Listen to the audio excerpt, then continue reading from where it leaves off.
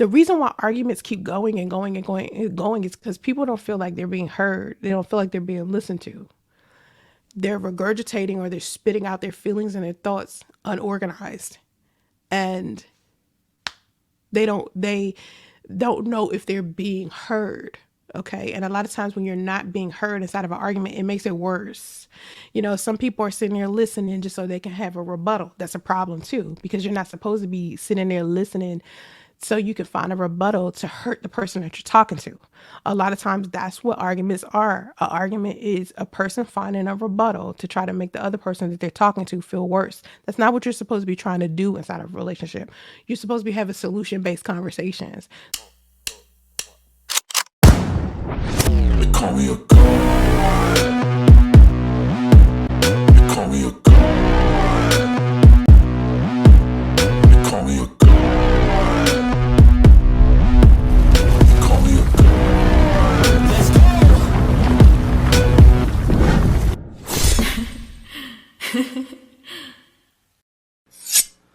If you a good person, like you a good person, so you gotta know that there are other good people out there if you a good person. Look at who you are as a person. As a woman, I feel like anytime another woman is always victimizing herself, like I'm the one that went through this, I went through this, I went through this, I went through this, and I went through my own period of time feeling like that too. To some degree, you don't like who you are as a person. Because if you could sit here and believe that most men are bad, that means to some degree on the inside, you feel like you bad because it's a reflection of who you are, who you choose, what you value, what your values are, what your morals are. You are a reflection of that. So if I know I'm a good person, I know it's got to be good men out there. I am not the only good person on the planet.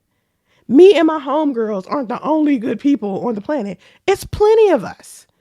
It's you as a person. If you keep repetitively experiencing the same shit over and over and over again, change your behavior, change the way that you choose men, change where you looking at men or finding men at, change what you wear on a date, change the way that you wear your hair, change the way that you speak, change the way that you choose men by how you like the way that they dress or what they speak or what they say. Think about how they respond to you. Do you genuinely like the way that they respond, or are you kind of mad about it? Because at the end of the day, it's a hell yes or a hell no. There's nowhere in fucking between. Feel what I'm talking about? Sometimes they'll say something and we'll feel lukewarm about it, and we'll be like, you know what? Because I'm so single and lonely, I'm just gonna go on this date. You know what I mean? Like, no. And please fuck off with the I'm not going on ice cream dates and coffee dates. You bitches, listen to me. You bitches. Listen to me. Okay? All right? The price of a date does not determine whether or not a man is into you or not. Okay? Because it's some wealthy dudes out here that like ice cream. They will flat out be like, listen, it's hot as fuck, especially in California. It's hot as fuck. You want to go to Mr. Softy? You want to go to Baskin Robbins? Bitch, go get you some cookies and cream. Stop trying to make it seem like, oh, if you take me on a first date and that's where you take me, then you must not be feeling me. He don't know you. He don't know you. You got to get to know women before you start giving them money and shit. Like y'all be wanting a dude to cash app you just to get you to go on a date with him.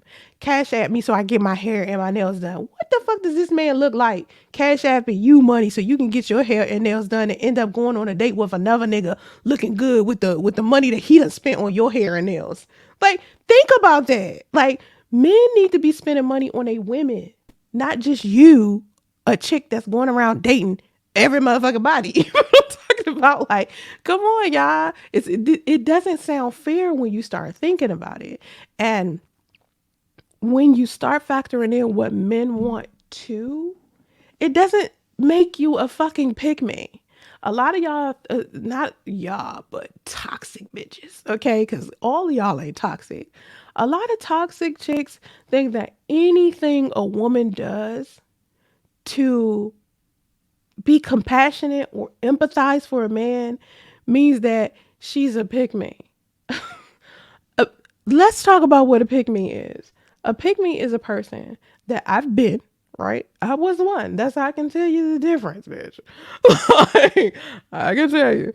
A pick me is somebody who sees a man doing some fuck shit and still at the end of the day, just is like, you know what? I'm still gonna fuck with him anyway. Knowing that he ain't shit, I'm still gonna deal with him anyway. Like women who date men who don't take care of their children. Women who date men who know that these men are like in marriages and shit, right? Full blown fucking ass marriage. You gonna go date this nigga anyway and think you about to take his wife place type of shit. Stuff like that. Like that's not healthy. Okay? Let me turn my profanity down before YouTube. Like YouTube stay giving me problems. They have been giving me problems, child. Don't even get me started on YouTube. I need not use profanity. I need y'all keep me in line when you hear me cussing. Be like, don't cuss. Don't cuss, Soncerae. Please, they'll take you off this bitch. Okay. So how you this piece of stupid shit. My background got books behind it and it's disgusting. You can keep scrolling. Like you don't like how my background look, go for it. You know, you can keep scrolling by. You know, like you ain't gotta like my background. I got to like my background. You ain't gotta like it. I like my shit. You know what I mean? I love my background. I love it. You know, I try not to be too extravagant, but see, I have my diamonds right here. My diamond. I love diamonds. Diamonds are a girl's best friend. I love books. Books are my shit. These are my law of attraction books, my religious books. Books about money right here. I have a cryptocurrency book here. I have You Are a Badass with Money right here. I have some Eckhart Tolle. Eckhart Tolle is actually supposed to be down here, but it's the power now, and I have it up here because it's important to me. This book right here is called Broke Millennial. It's about money as well. This is the 10x rule. It's from Grant Cardone, where he teaches like, you know, finance and shit. 1 million followers. That book is okay. I mean, I see that book promoted a lot, but it's a man, you know, it's not all that. Anyway, we're gonna go on this. Oh wait, my three ladies. I got these from Machine, and then I got my globe right there. That's the world, you know. I got this red thing right here. It fly. Listen, if you seen the intro to my podcast, you know that this thing fly. It be all over the place. I'm not gonna fuck with it because that's the whole problem. Anyway, anyway, on this side, I got butterflies. I love my butterflies. I don't know if y'all can see this side well. Can y'all see this side? Well, let me see. Y'all can't really see, but these are my butterflies right here. And this is a heart. And those are my relationship books down here. Up here is my books about race and shit. Um, and I got Straight Talk No Chaser from Steve Harvey up there. I got Corinne Steffens books up there. I got Devon Franklin books up there. And I got The Forbidden Fruit up there. I got some Derek Jackson over there too. I got Derek Jackson books. Don't judge me. Don't judge me. Anyway, I like my my